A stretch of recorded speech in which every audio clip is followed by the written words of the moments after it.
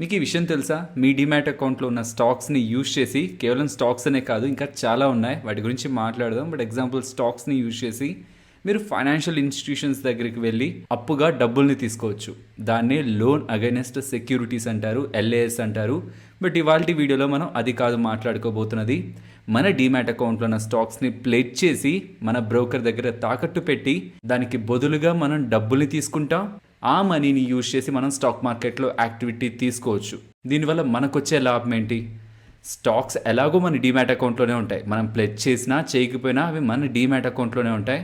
But if మనం వాటిని pledge చేసి మనం వస్తున్న ఎక్స్ట్రా మనీ మీద రిటర్న్ని జనరేట్ చేయగలిగితే స్టాక్స్ నుంచి మనకి రిటర్న్ వస్తూ ఉంటుంది.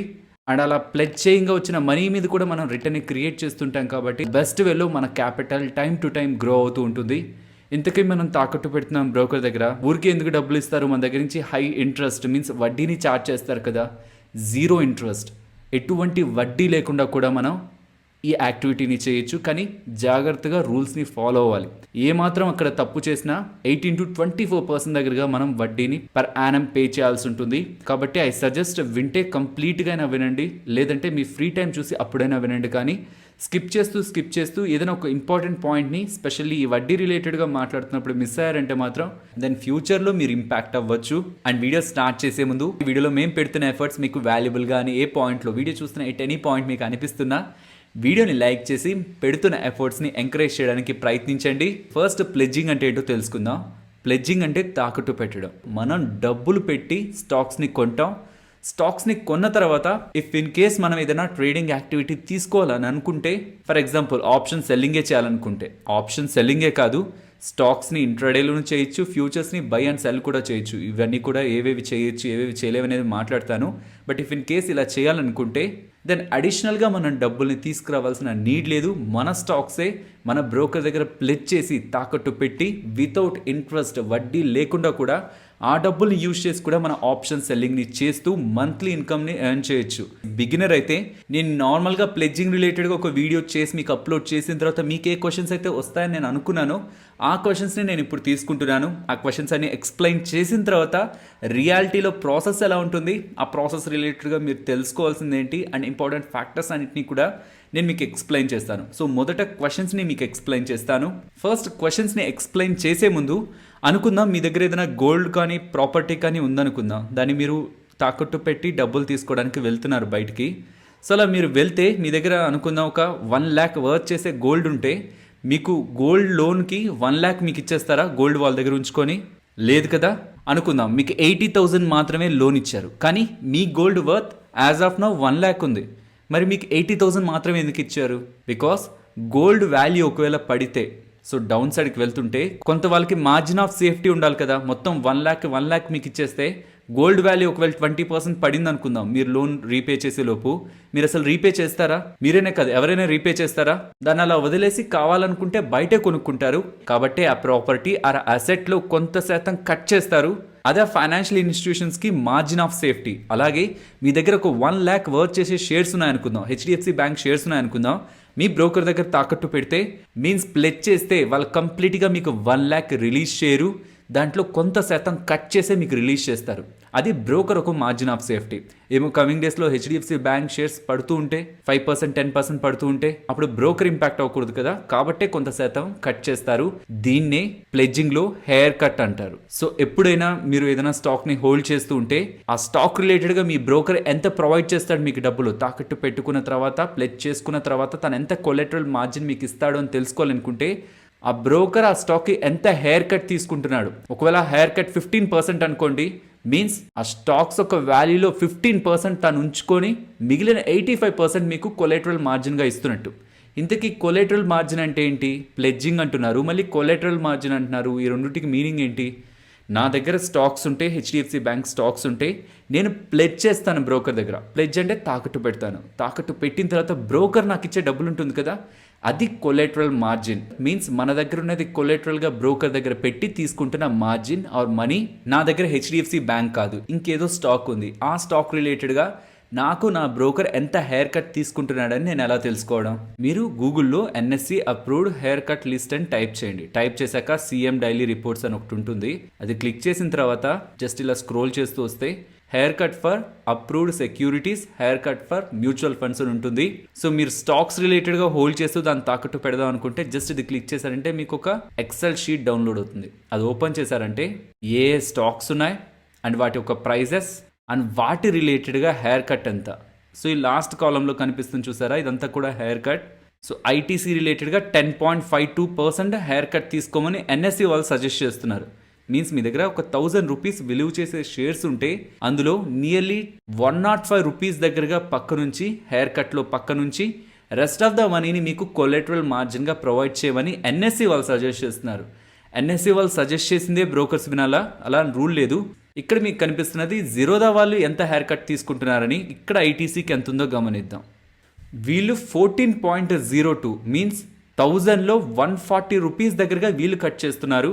సో ఎన్ఎస్సి వాళ్ళు సజెస్ట్ చేస్తున్నది 10.5% అయితే జిరోదా వాళ్ళు 14.02 తీసుకుంటున్నారు. అండ్ ఇంకొంతమంది బ్రోకర్స్ ఇంకాస్త ఎక్కువ హెయిర్ కట్ తీసుకోవచ్చు. సో ఇదైతే గుర్తుంచుకోండి, మన దగ్గర ఉన్న షేర్స్ కరెంట్ మార్కెట్ ప్రైస్కి ఎంతైతే ట్రేడ్ అవుతుంటాయో ఆ ఎంటైర్ మనీని మనం కొలెటరల్ మార్జిన్గా బ్రోకర్ దగ్గర నుంచి పొందలేం. అందులో కొంత హెయిర్ కట్కు వెళ్తుంది అండ్ అది టైం టు టైం చేంజ్ అవుతూనే ఉంటుంది. ఇఫ్ ఇన్ కేస్ మీరు ఈ డేటాను చెక్ చేద్దాం అనుకుంటే మీ డిమాట్ అకౌంట్లో ఉన్న స్టాక్ అండ్ వాటి రిలేటెడ్గా హెయిర్ కట్ ఎంత అండ్ ఒకవేళ ఆ స్టాక్ వాల్యూ అనుకుందాం 100 రూపీస్ అనుకుందాం, 100 రూపీస్ అయితే మీ బ్రోకర్ మీకు ఎంత కొలెటరల్ మార్జిన్ ఇస్తాడు అనే ఒక డేటా ఈ ఎక్సెల్ షీట్లో ఉంటుంది. మీకు డిస్క్రిప్షన్లో ఇస్తున్నాను, డిస్క్రిప్షన్లోకి వెళ్ళి హెయిర్ కట్ అని ఉంటుంది, అక్కడ ఎన్ఎస్ఏ లింక్ అలాగే జిరోదా వల్ల ఈ ఎక్సెల్ షీట్ ఒక లింక్ కూడా ప్రొవైడ్ చేస్తాను. సో దట్ మీకు ఒక క్లారిటీ వస్తుంది మీ దగ్గర ఉన్న స్టాక్స్కి మీ బ్రోకర్ ఎంత మీకు కొలెటరల్ మార్జిన్ ప్రొవైడ్ చేస్తాడని. ఓకే, ఇప్పుడు వచ్చే నెక్స్ట్ క్వశ్చన్, ఇది కేవలం స్టాక్స్కి మాత్రమేనా? నేను మ్యూచువల్ ఫండ్స్ని హోల్డ్ చేస్తున్నాను ఆర్ బీస్లో ఇన్వెస్ట్ చేశాను, లిక్విడ్ బీస్ కానీ నిఫ్టీ బీస్ కానీ వీటిలో ఇన్వెస్ట్ చేశాను, or government securities like Bharat bond or sovereign gold bond వీటిలో కూడా ఇన్వెస్ట్ చేశాను, ఆర్ ఈటీఎఫ్లో ఇన్వెస్ట్ చేశాను. ఇవి కూడా కన్సిడరేషన్లోకి తీసుకొని వీటిని కూడా తాకట్టు పెట్టుకొని నాకు డబ్బులు ఇస్తారా? డిపెండింగ్ అపాన్ బ్రోకర్, ఖచ్చితంగా బ్రోకర్ ఇవ్వాలని మనం డిమాండ్ చేయడానికి ఏం లేదు. But most of the brokers వీటిని అలౌ చేస్తారు, వీటిని కూడా తాకట్టు పెట్టుకొని డబ్బులు ఇస్తారు.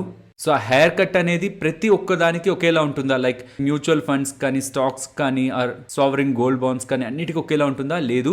ఏ అసెట్ క్లాస్కి అయితే రిస్క్ ఎక్కువగా ఉంటుందో వాటికి ఎక్కువ హెయిర్ కట్ ఉంటుంది. ఎగ్జాంపుల్ స్టాక్స్ లిక్విడ్ ఫండ్తో పోలిస్తే ఎక్కువ రిస్క్ కాబట్టి లిక్విడ్ ఫండ్స్కి తక్కువ హెయిర్ కట్ ఉంటుంది compared with stocks. And even స్టాక్స్లో కూడా ఈ డిఫరెన్స్ మనకు ఉంటుంది. అన్ని స్టాక్స్ ఒకే రిస్క్ని కలిగి ఉండవు కాబట్టి స్టాక్స్లో కూడా హెయిర్ కట్ అనేది మారుతూ ఉంటుంది. నా డిమాట్ అకౌంట్లో కొన్ని మైక్రో క్యాప్ షేర్స్ ఉన్నాయి, స్మాల్ క్యాప్ షేర్స్ ఉన్నాయి, లార్జ్ క్యాప్ షేర్స్ ఉన్నాయి. అన్నిటినీ నేను ప్లెజ్ చేయగలనా? లేదు. కొన్ని షేర్స్ని మాత్రమే మీరు ప్లెజ్ చేయగలరు. అసలు ఏ షేర్స్ని ప్లెజ్ చేయగలం, ప్లెజ్ చేయలేమన్నది, అసలు మన స్టాక్కి ప్లెడ్జింగ్ ఎలిజిబిలిటీ ఉందా లేదా అన్నది ఎన్ఎస్ఏలో hair cut for approved securities అని ఉందా, అందులో చూస్తే మీకు తెలుస్తుంది. సో ప్రజెంట్ ఉన్న డేటా ప్రకారం నియర్లీ ఒక 1347 షేర్స్కి మాత్రమే ప్లెడ్జింగ్ యాక్టివిటీకి ఎన్ఎస్ఈ వాళ్ళు అలో చేస్తున్నారు. కానీ ఇన్ని షేర్స్ని మీ బ్రోకర్ తీసుకోవాలని కూడా రూల్ లేదు. మీ బ్రోకర్ అందులోంచి కూడా కొన్ని షేర్స్ని రిమూవ్ చేయొచ్చు. ఎగ్జాంపుల్ జిరోదా వాళ్ళని గమనించారంటే ఇక్కడ వాళ్ళు అలో చేస్తున్న షేర్స్ 1010 అండ్ ఎన్ఎస్ఈ వాళ్ళు అలో చేస్తున్నది 1347. సో ఆ లిస్ట్లో లేని స్టాక్ ఏదైనా మీ డిమాట్ అకౌంట్లో ఉంటే గుర్తుంచుకోవాల్సింది అది ప్లెడ్జింగ్కి ఎలిజిబుల్ కాదు. ఇప్పుడు వచ్చే ఇంపార్టెంట్ క్వశ్చన్, మన దగ్గర ఉన్న స్టాక్స్ ఆర్ మ్యూచువల్ ఫండ్స్ వాటిలన్నింటినీ కూడా ప్లెజ్ చేసాం, డబ్బులు వచ్చింది, కానీ దాంతో నేను ఏం చేయొచ్చు? ఇది ఇంపార్టెంట్గా గమనించాలి. ఆ వస్తున్న మనీతో మీరు ఇంట్రాడే ట్రేడింగ్ స్టాక్స్లో చేయొచ్చు, ఫ్యూచర్స్ని బై చేయొచ్చు, ఫ్యూచర్స్ని సెల్ చేయొచ్చు, అది పొజిషనల్గా కూడా మీరు క్యారీ చేయొచ్చు, అండ్ ఆప్షన్ సెల్లింగ్ కూడా చేయొచ్చు. కానీ ఏం చేయలేరు, స్టాక్స్ని డెలివరీలో బై చేయలేరు అండ్ ఆప్షన్స్ని కూడా మీరు బై చేయలేరు. ఆప్షన్ బయింగ్ కానీ స్టాక్స్ని డెలివరీలో బై చేయడానికి కానీ మీ దగ్గర 100% వాటికి సంబంధించిన క్యాష్ అనేది ఉండాలి. And most of the time ఇలా ప్లెడ్జింగ్ యాక్టివిటీ చేసేది ఆప్షన్ సెల్లింగ్ కోసమే. ఈవెన్ ఆప్షన్ సెల్లింగ్ చేద్దాం అనుకునే వాళ్ళు కూడా మంచి మంచి స్టాక్స్లో ఇన్వెస్ట్ చేసి అందులో వచ్చే రిటర్న్ ప్లస్ వాటిని ప్లెజ్ చేస్తే వచ్చే మనీతో కూడా ఆప్షన్ సెల్లింగ్ చేస్తూ ఉండడం కారణంగా ఇందులో వస్తున్న అడ్వాంటేజ్ ఏవైతే వాళ్ళు రిటర్న్స్ని జనరేట్ చేస్తుంటారో దానికి ఆ స్టాక్ రిలేటెడ్గా వచ్చే గెయిన్స్ కూడా యాడ్ అవుతూ ఉంటాయి. అండ్ ఈవెన్ స్టాక్ పొజిషన్స్ ఒకవేళ బిగ్ క్వాంటిటీలో ఉంటే వాటి రిలేటెడ్గా హెడ్జ్ చేయడానికి ఫ్యూచర్స్ని కూడా మనం యూజ్ చేసుకోవచ్చు. అండ్ ఇంట్రాడేలో కూడా స్టాక్స్ని బయా సెల్ అయితే చేయొచ్చు. సో వస్తున్న కొలెటరల్ మనీని వీటికి మాత్రమే మనం యూజ్ చేయాలి. అండ్ ఛార్జెస్ ఎలా ఉంటాయి? ఒక ప్లెడ్జింగ్ యాక్టివిటీని మనం స్టార్ట్ చేస్తున్నాం అనుకుందాం, మీ దగ్గర రిలయన్స్ షేర్స్ ఉన్నాయి, వాటిని ప్లెజ్ చేయాలనుకుంటున్నారు జిరోదాలో. అలా మీరు ప్రాసెస్ని స్టార్ట్ చేసి కంప్లీట్ చేస్తే వాళ్ళు మిమ్మల్ని ఎంత ఛార్జ్ చేస్తారు? యాజ్ ఆఫ్ నో జిరోదా వాళ్ళు 30 రూపీస్ ప్లస్ జిఎస్టీ ఛార్జ్ చేస్తున్నారు. ఇక ప్రతి ఒక్క బ్రోకర్ కూడా అలానే ఛార్జ్ చేస్తారా? లేదు, ఒక్కొక్క బ్రోకర్కి ఒక్కొక్కలా ఉంటుంది. మీరు జస్ట్ గూగుల్లో మీ బ్రోకర్ని పక్కన ప్లెడ్జింగ్ ఛార్జెస్ అని సర్చ్ చేశారంటే మీకు వస్తుంది. అండ్ ప్రతి ఒక్కరూ ఛార్జ్ చేయాలని కాదు, కొంతమంది బ్రోకర్స్ ఎటువంటి ఛార్జెస్ లేకుండా కూడా ప్లెడ్జింగ్ని ప్రొవైడ్ చేస్తుంటారు. వీటన్నిటి గురించి మనం ఎండ్లో మాట్లాడుకుందాం. అండ్ ఇది ఎంటైర్ టాపిక్లోనే మోస్ట్ ఇంపార్టెంట్ కాన్సెప్ట్. ఈ కాన్సెప్ట్ రిలేటెడ్గా మీకు ఎటువంటి డౌట్స్ ఉండకూడదు, కాబట్టి నేను ఇది కొంత విడిగా మాట్లాడతాను. సో ఏంటిది, మనం ప్లెడ్జింగ్ రిలేటెడ్గా తీసుకుంటున్న మనీ మీద మనం వడ్డీ పే చేయాలా? మీరు ప్రాపర్గా ప్రాసెస్ని ఫాలో అయితే ఎటువంటి వడ్డీని కూడా పే చేయాల్సిన నీడ్ లేదు.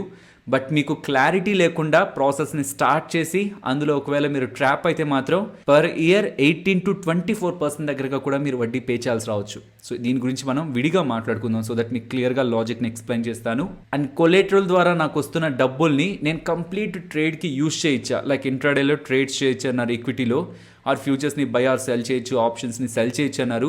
సో నేను కొలేటరల్ ద్వారా వచ్చిన నా మనీని కంప్లీట్గా ట్రేడ్ చేయడానికి నాకు ఎంతైతే కావాలో అంత డబ్బుల్ని కొలేటరల్ మనీని యూజ్ చేయొచ్చా అంటే ఇది డిపెండ్స్ అపాన్ బ్రోకర్. ఇది నేను ఎక్స్ప్లెయిన్ చేస్తాను ఇప్పుడు. కంప్లీట్గా మిమ్మల్ని డబ్బులు యూజ్ చేసుకోమనే బ్రోకర్స్ ఉంటారు, కొంతమంది లేదు 50% యూజ్ చేయండి, 50% మీ దగ్గర ఉన్న డబ్బుల్ని యూజ్ చేయండి అని చెప్పే వాళ్ళు ఉంటారు. By end of this video ఈ కాన్సెప్ట్ రిలేటెడ్గా కూడా మీకు ఒక క్లారిటీ వస్తుంది. అండ్ ఎప్పుడు పడితే అప్పుడు, ఏ టైంలో పడితే మనం ఆ టైంలో బ్రోకర్ని ఇదిగో నా దగ్గర షేర్స్ ఉన్నాయి, ప్లెడ్జ్ చేసుకుని నాకు డబ్బులు ఇవ్వని ఇమీడియట్గా మనం అడగచ్చా? కొంతమంది బ్రోకర్స్ ఇమీడియట్గానే ఇస్తారు. ఎగ్జాంపుల్ 5 పైసా అని తీసుకున్నా ఆర్ 5 yearsని తీసుకున్నా, మీరు ప్లెడ్జ్ స్టార్ట్ చేసిన వితిన్ 10 minutes ఆర్ 15 minutes లోపు కూడా మీకు మీ మనీ డీమ్యాట్ అకౌంట్లోకి వచ్చేస్తుంది, ఆ కొలెటరల్ మనీ. కొంతమంది బ్రోకర్స్ వాళ్ళు ఫస్ట్ రిక్వెస్ట్ ఇవాళ మీ దగ్గర నుంచి తీసుకుంటారు. ఏ షేర్స్ని మీరు ప్లెడ్జ్ చేయాలనుకుంటున్నారని ఫస్ట్ రిక్వెస్ట్ మీ దగ్గర నుంచి తీసుకుంటారు. అది మీకు ప్రాసెస్ చూపిస్తున్నప్పుడు కూడా మీకు అర్థమవుతుంది. రిక్వెస్ట్ని తీసుకున్న తర్వాత నెక్స్ట్ డే అది మీకు ప్రాసెస్ అవుతుంది. సో ఎప్పుడైతే ప్రాసెస్ అవుతుందో అప్పుడే మీకు ఆ డబ్బులు మీ డీమ్యాట్ అకౌంట్లో కనిపిస్తాయి. కాబట్టి కొంతమంది బ్రోకర్స్ దగ్గర అది క్విక్గా ఉంటుంది, కొంతమంది బ్రోకర్స్ దగ్గర అది 1 day or more than 1 day పడుతూ ఉంటుంది. నేను కొలేటరల్గా నా స్టాక్స్ని పెట్టి నేను డబ్బులు తీసుకున్న తర్వాత నేను లాస్ అయ్యాను. అప్పుడు నా స్టాక్స్ పరిస్థితి ఏంటి? మీరు ఎంతైతే లాస్ అయ్యారో మీ స్టాక్స్ని అన్ప్లేజ్ చేసి మీ బ్రోకర్ సెల్ చేసి ఆ స్టాక్స్ని సెల్ చేసి ఆ మనీని రికవర్ చేసుకునే ప్రయత్నం చేస్తాడు. లేదు, మీరు లాస్ అయిన మనీ ఆ M2Mని మీరు టైం టు టైం ఫండ్ చేస్తూ, మీన్స్ ఆ లాసెస్ని తిరిగి మీరు రీపే చేస్తూ కానీ వచ్చారంటే మీ ప్లెడ్జింగ్ రిలేటెడ్గా ఉన్న స్టాక్స్ని బ్రోకర్ సెల్ చేయడు. ఇన్ సింపుల్ టర్మ్స్, మీరు బ్రోకర్ దగ్గర నుంచి తీసుకుంటున్న ఆ కొలెటరల్ మార్జిన్ ఆర్ మనీ రిలేటెడ్గా మీరు చేస్తున్న ట్రేడింగ్ రిలేటెడ్గా నష్టపోతూ ఉంటారు. ఆ మనీని టైం టు టైం ఫండ్ చేస్తూ ఉండాలి. ఇఫ్ ఇన్ కేస్ చేయనట్లయితే మీరు ఏవైతే తాకట్టు పెట్టారో ఆ స్టాక్స్ని సెల్ చేసి, ఆ స్టాక్స్ అనే కాదు, మ్యూచువల్ ఫండ్స్ ఆర్ ఇంకేదైతే మీరు తాకట్టు పెట్టుంటారో బ్రోకర్ దగ్గర వాటిల్ని సెల్ చేసి ఏదైతే బ్రోకర్కి రావాల్సిందో ఆ మనీని రికవర్ చేసుకొని రెస్ట్ ఆఫ్ ద మనీ మీకు రిఫ్లెక్ట్ చేస్తూ ఉంటారు. ఓకే, నేను తాకట్టు పెడుతున్నాను బ్రోకర్ దగ్గర, ఒకవేళ డివిడెండ్ వస్తే అది బ్రోకర్కి వెళ్తుందా? స్టాక్ స్ప్లిట్ కానీ బోనస్ కానీ ఇలాంటి కార్పొరేట్ యాక్టివిటీ జరిగితే అది బ్రోకర్కి వెళ్తుందా? స్టాక్స్ మన డీమ్యాట్ అకౌంట్లోనే ఉంటాయి, కాకపోతే అది ఒక లాకర్లో ఉంటున్నట్టు. ప్లెడ్జింగ్ అంటే ఒక లాకర్లో ఉంచేస్తాం, ఆ లాకర్ రిలేటెడ్గా యాక్సెస్ బ్రోకర్ దగ్గర ఉంటుంది. మనం ఎప్పుడైతే అన్ప్లెడ్జ్ చేస్తామో అప్పుడు మళ్ళీ మనకి యాక్సెస్ వస్తుంది. సో ప్లెడ్జింగ్లో ఎప్పటివరకైతే స్టాక్స్ ఉంటాయో యాక్సెస్ మాత్రం ఉండదు, కానీ అవి ఉన్నది మన డీమ్యాట్ అకౌంట్లోనే, లాకర్ మనదే స్టిల్. కాబట్టి ఏ కార్పొరేట్ యాక్టివిటీ జరుగుతున్నా అది మనకే క్రెడిట్ అవుతుంది. అండ్ ఈ డౌట్ కూడా వస్తుంది, ఇంట్రాడేలో నేను ఏదైనా స్టాక్స్ కొని ఆ స్టాక్స్ని కూడా ప్లెడ్జ్ చేసి వచ్చిన మనీతో అగైన్ ఇంకేదైనా యాక్టివిటీ, ట్రేడింగ్ యాక్టివిటీ తీసుకోవచ్చా అని. ఇంట్రాడేలో ఉన్న పొజిషన్స్కి ప్లెడ్జింగ్ యాక్సెప్ట్ అవ్వదు, కేవలం మీ డీమ్యాట్ అకౌంట్లో ఉన్న స్టాక్స్కి మాత్రమే అప్లై అవుతుంది. ఇంకా చెప్పాలంటే మీరు కంప్లీట్ మనీ పెట్టి ఈరోజు స్టాక్ని కొన్నా అది ఈరోజు ఆర్ మీ డీమ్యాట్ అకౌంట్లోకి వచ్చేదానికి కొంత టైం పడుతుంది కదా, ఇన్ బిట్వీన్ అది మీరు ప్లెడ్జ్ చేయాలనుకున్నా చేయలేరు. ఎప్పుడైతే మీ హోల్డింగ్స్లో రిఫ్లెక్ట్ అవుతుందో, మీన్స్ ఈ ప్రాసెస్ కంప్లీట్ అవుతుందో మీ హోల్డింగ్స్లోకి వచ్చే ప్రాసెస్, అప్పుడు మాత్రమే వాటిని మీరు ప్లెడ్జ్ చేసి కొలెటరల్ మనీని తీసుకోగలరు. ఇందాక ఒక ఇంపార్టెంట్ కాన్సెప్ట్ అన్నానా, వడ్డీ గురించి అన్నానా. సో ఇది జాగ్రత్తగా వినండి, ఇది మీరు అర్థం చేసుకుంటే దాన్ని ఎంటైర్ ప్రాసెస్ రిలేటెడ్గా మీకు ఒక బెస్ట్ క్లారిటీ ఉంటుంది. సెబీ వాళ్ళు ఏం చెప్పారంటే, చెప్పింది కూడా ఎవరికి, ఎక్స్చేంజెస్ ఏమని చెప్పారంటే, చాలా మంది బ్రోకర్స్ ఉన్నారు, వాళ్ళు ఎవ్రీడే మీ ఎక్స్చేంజెస్లో చాలా ట్రేడింగ్ యాక్టివిటీ చేస్తుంటారు. By end of the day మీరు చేయాల్సిందంతా కూడా ఆ బ్రోకర్ యొక్క ట్రేడింగ్ డేటా ఉంటుంది కదా, ఆ డేటాలో గమనించండి, యావరేజ్గా వాళ్ళ క్లయింట్స్ చేస్తున్న ట్రేడింగ్ యాక్టివిటీలో 50% కొలెటరల్ మనీ, మీన్స్ వాళ్ళ దగ్గర ఉన్న స్టాక్స్ని తాకట్టు పెడితే డబ్బులు వచ్చి ఉంటుంది కదా, ఆ మనీని 50% క్యాష్ని మెయింటైన్ చేస్తున్నారా లేదా. In simple terms 50% or less than 50% మాత్రమే అలా తాకట్టు పెట్టిన డబ్బుల్ని యూజ్ చేసేలా మోర్ దాన్ 50% క్యాష్ని యూజ్ చేసేలా మెయింటైన్ చేస్తున్నాడా లేదా బ్రోకర్ అని డేటాను గమనించమని సెబీ వాళ్ళు ఎక్స్చేంజెస్తో చెప్తారు. కానీ గుర్తుంచుకోవాల్సింది, మీ డిమాట్ అకౌంట్లో స్టాక్స్ ఉన్నాయని అనుకుందాం. మీరు ఎప్పుడైనా ప్లెజ్ చేయాలనే థాట్ వచ్చిందా? ప్లెజ్ చేసి ఆ మనీని వీటికి యూజ్ చేద్దాం, ఆప్షన్స్ని సెల్ చేద్దాం, లేకపోతే ఇంకేదైనా ట్రేడింగ్ యాక్టివిటీ చేద్దాం అనే థాట్ ఎప్పుడైనా వచ్చిందా? కాబట్టి మోస్ట్ ఆఫ్ ద బ్రోకర్స్కి ఇష్యూ అనేది ఎప్పుడు ఉండదు. బికాస్ వాళ్ళ క్లయింట్స్ ఎప్పుడు కూడా కొలెటరల్ మనీ కంటే కూడా క్యాష్ కాంపోనెంట్నే, క్యాష్ని ఎక్కువగా యూజ్ చేసి ట్రేడ్స్ చేస్తూ ఉంటారు. కాబట్టి ఇది ఎప్పుడు కూడా బ్రోకర్స్ షార్ట్ ఫాల్ అవ్వరు.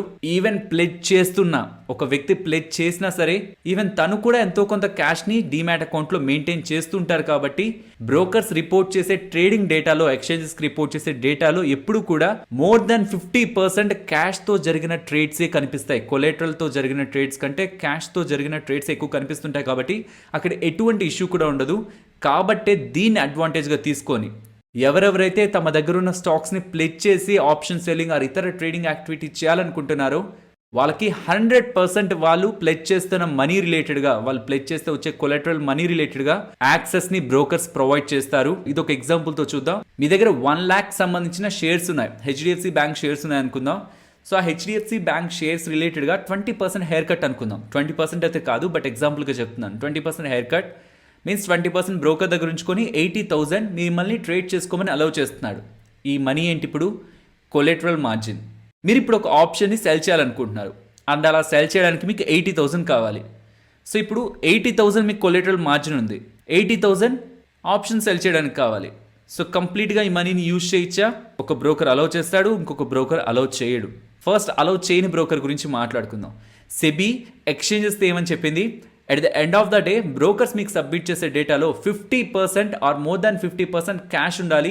ఆ జరిగిన ట్రేడ్స్ అన్ని కూడా క్యాష్లో జరిగి ఉండాలి.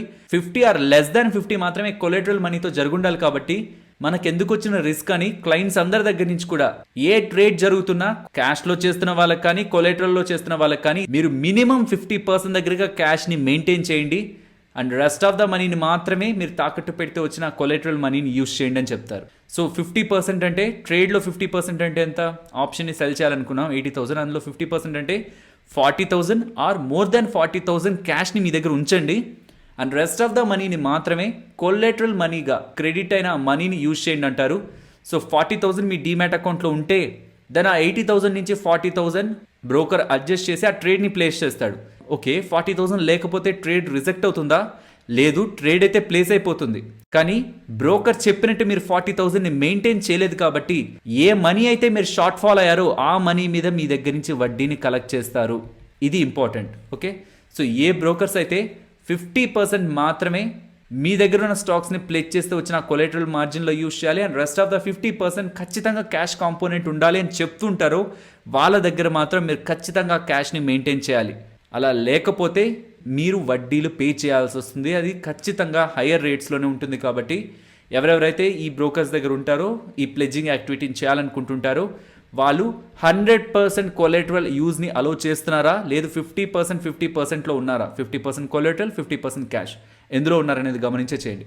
నెక్స్ట్ ఇంకొక టైప్ ఆఫ్ బ్రోకర్స్ ఉంటారు, వీళ్ళు 100% కొలెటరల్ యూజ్ చేసుకోమని అలో చేస్తుంటారు. దీనికి లాజిక్ మనం ఇందాకే మాట్లాడుకున్నాం. ఒక బ్రోకర్ దగ్గర 10 క్లయింట్స్ ఉన్నారనుకుందాం. ఆ 10 క్లయింట్స్లో 8 క్లయింట్స్ క్యాష్తో ట్రేడ్ చేస్తున్నారు, ఇంకొక 2 క్లయింట్స్ కొలెటరల్ మనీని యూజ్ చేసి ట్రేడ్ చేస్తున్నారు.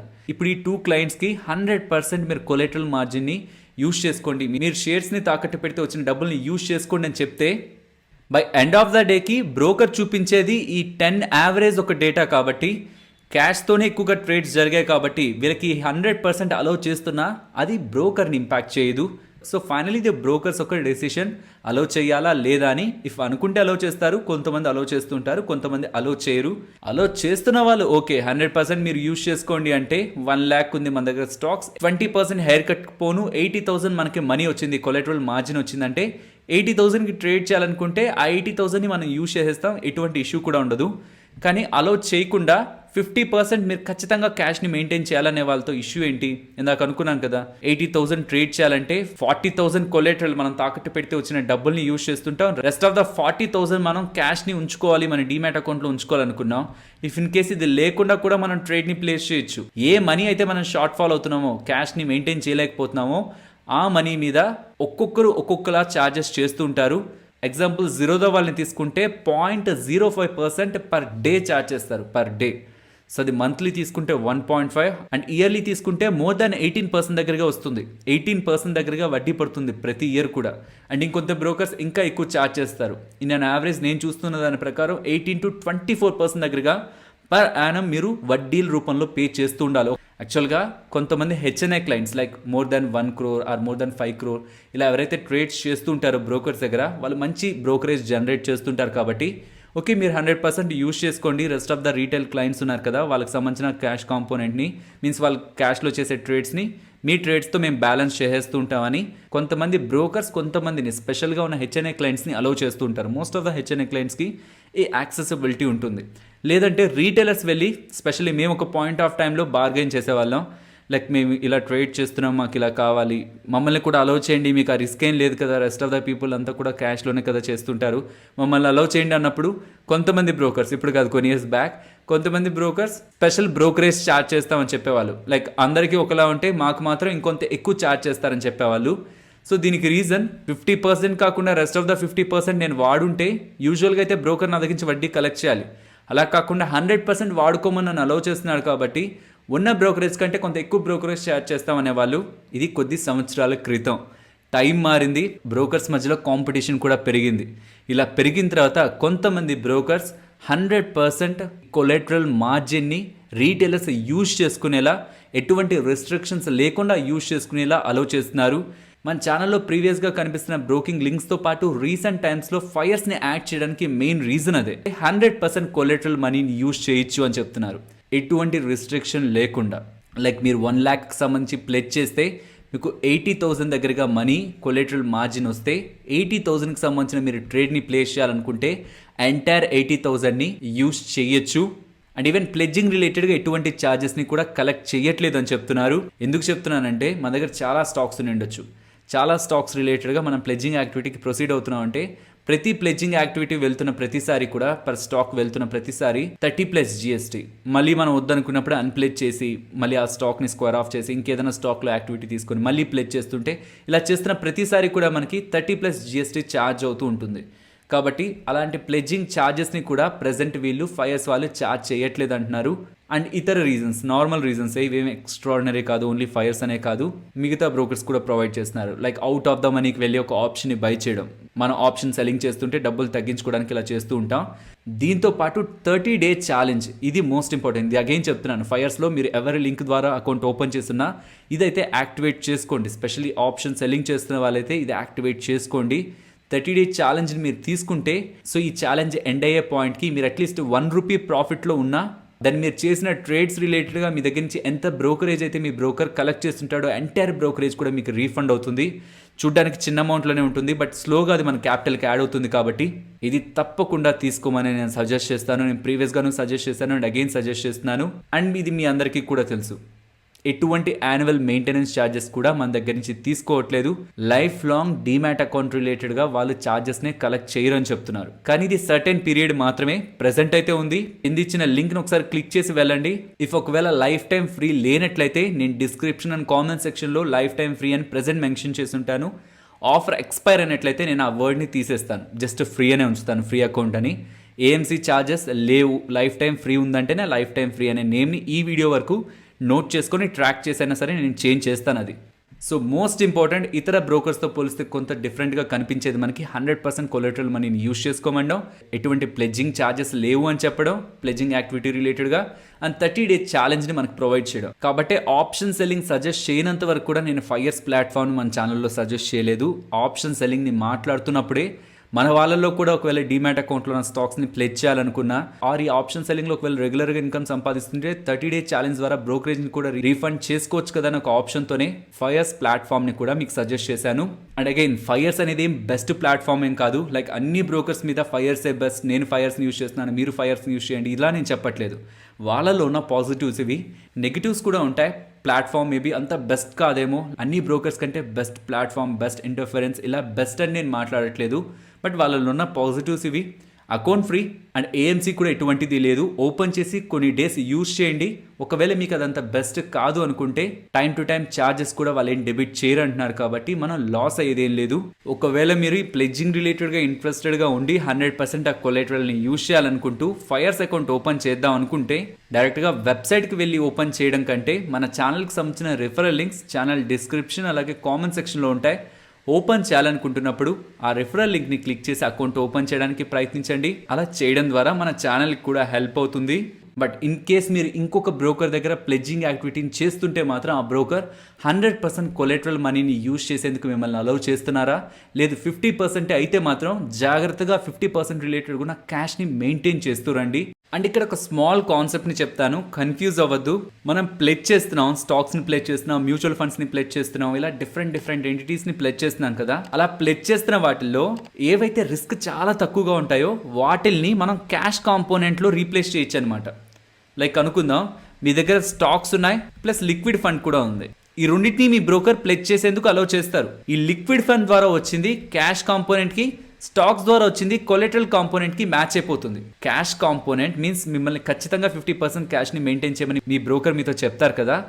ఆ ఖచ్చితంగా క్యాష్ని మెయింటైన్ చేయడానికి మీరు ఖచ్చితంగా క్యాష్నే మెయింటైన్ చేయాల్సిన నీడ్ లేదు. ఆ క్యాష్కి ఈక్వల్గా ఉన్న సెక్యూరిటీస్ని మీరు మీ బ్రోకర్ దగ్గర తాకట్టు పెట్టినా ఆ మనీ కూడా ఆ క్యాష్కి ఈక్వల్ అవుతుంది.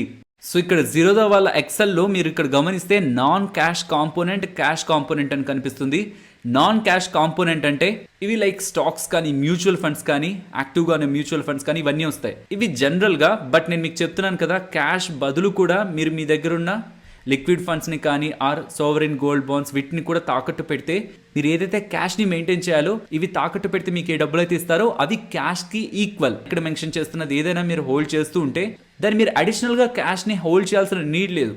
మీ బ్రోకర్ 50% కొలెటరల్ 50% క్యాష్ అని అంటున్నా, 50% కొలెటరల్ అనేది మీ స్టాక్స్ నుంచి మెయింటైన్ అవుతుంది, 50% క్యాష్ అనేది ఈ క్యాష్ కాంపోనెంట్కి ఈక్వల్గా ఉన్న సెక్యూరిటీస్ నుంచి మెయింటైన్ అవుతుంది. ఇవి ఏంటనేది కూడా డిస్క్రిప్షన్లో ఇస్తున్నాను కదా, అది గమనించారంటే మీకు అర్థమవుతుంది.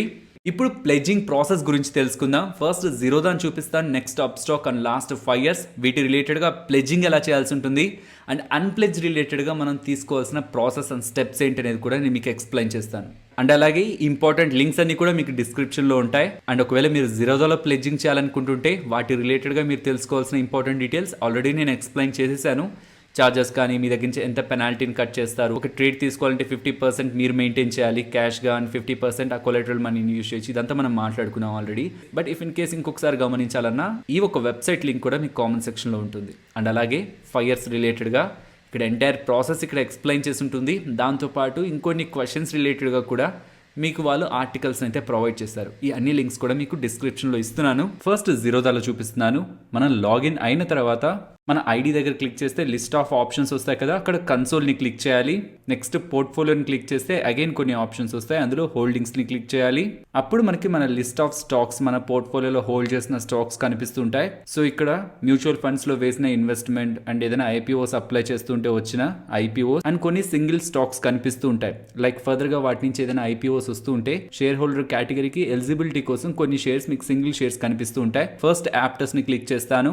జస్ట్ మన మౌస్ని యాప్టస్ దగ్గరికి తీసుకెళ్తే మనకి 3 dots వస్తాయి. అది క్లిక్ చేస్తే ఇలా లిస్ట్ ఆఫ్ ఆప్షన్స్ వస్తుంది. అందులో లాస్ట్ చూసారంటే మీకు ప్లెడ్జ్ ఫర్ మార్జిన్ అని ఉంటుంది, అది క్లిక్ చేయాలి. అందులో మీరు గమనించండి రూల్స్ అన్నీ ఉంటాయి. 4 PM లోపే మనం ప్లెడ్జింగ్ రిక్వెస్ట్ని పెట్టాలని చెప్తున్నారు. అలా పెడితే నెక్స్ట్ డేకి T+1 డేకి మనకి మార్జిన్ అవైలబిలిటీలోకి వస్తుంది అంటున్నారు. మీన్స్ ఇవాళ మనం ప్లెడ్జ్ చేస్తే రేపటికి మనకి డబ్బులు క్రెడిట్ అవుతాయని చెప్తున్నారు.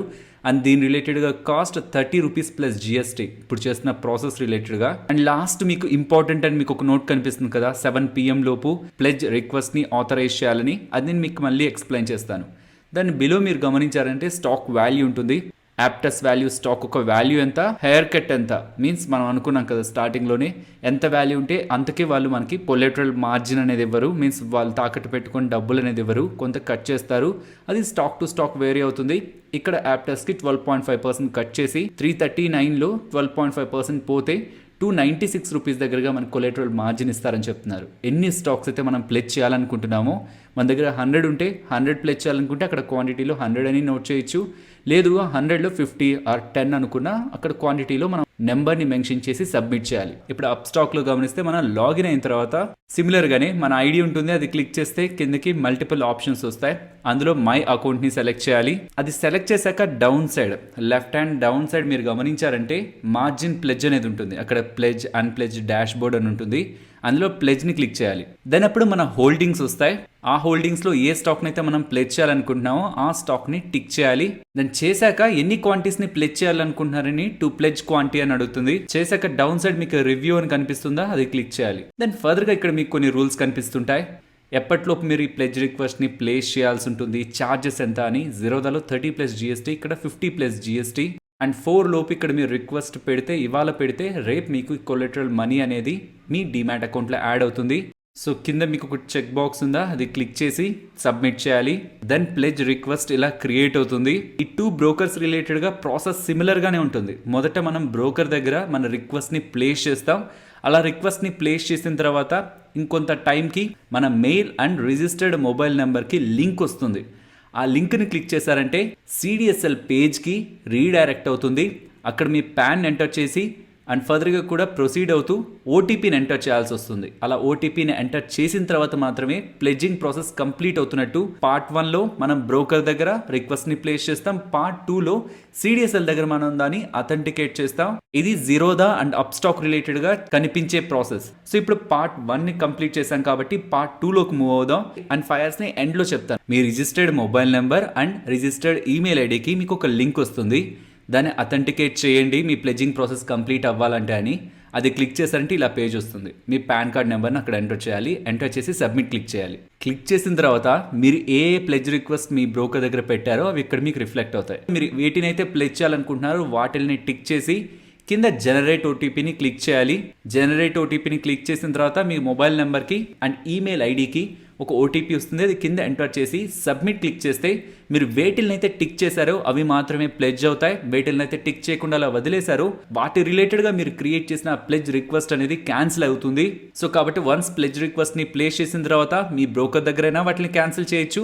లాస్ట్లో అథెంటికేట్ చేస్తున్నప్పుడు ఏవైతే ప్లెడ్జ్కి వద్దనుకుంటారో వాటిని టిక్ చేయకుండా మిగిలినవే మీరు టిక్ చేయొచ్చు. ఈ ఫైర్స్కి ఇందాక మాట్లాడుకున్న జీరోదా అండ్ అప్ స్టాక్కి చిన్న డిఫరెన్స్ ఉంది. అదేంటో కూడా నేను మీకు చెప్తాను. సో ఈ ప్లెడ్జింగ్ చేయాలంటే ఇక్కడ మనకి అకౌంట్ అని కనిపిస్తుంటుంది, క్లిక్ చేయాలి. క్లిక్ చేసిన తర్వాత ఇక్కడ హోల్డింగ్స్ ఉందా, హోల్డింగ్స్ని క్లిక్ చేయాలి. ఆ స్టాక్ రిలేటెడ్గా లాస్ట్ రైట్ హ్యాండ్ సైడ్ని గమనించారంటే 3 డాట్స్ ఉంటాయి. అది క్లిక్ చేసి డౌన్ సైడ్కి వచ్చి ప్లెడ్జ్ ఆర్ అన్ప్లెడ్జ్ ఉంటుంది, అది క్లిక్ చేయాలి. అది క్లిక్ చేస్తే ఒక సపరేట్ విండో మనకు ఓపెన్ అవుతుంది.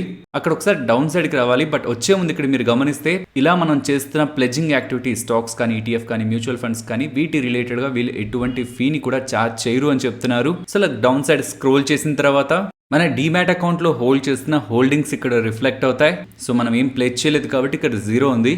సో ప్లెడ్జ్ చేయడానికి ఇక్కడ ప్లెడ్జ్ ఉందా అది సెలెక్ట్ చేయాలి, మీన్స్ క్లిక్ చేయాలి. క్లిక్ చేసిన తర్వాత మీకు ఇలా రిఫ్లెక్ట్ అవుతుంది. మీరు ఎన్ని క్వాంటిటీని ప్లెడ్జ్ చేయాలనుకుంటున్నారు. సో ఆ క్వాంటిటీని మీరు ఇక్కడ ఎంటర్ చేసి సబ్మిట్ క్లిక్ చేస్తే ఇమీడియట్గా మీరు CDSL పేజ్కే వెళ్తారు. అక్కడి నుంచి ప్రాసెస్ ఇందాక మాట్లాడుకుంది.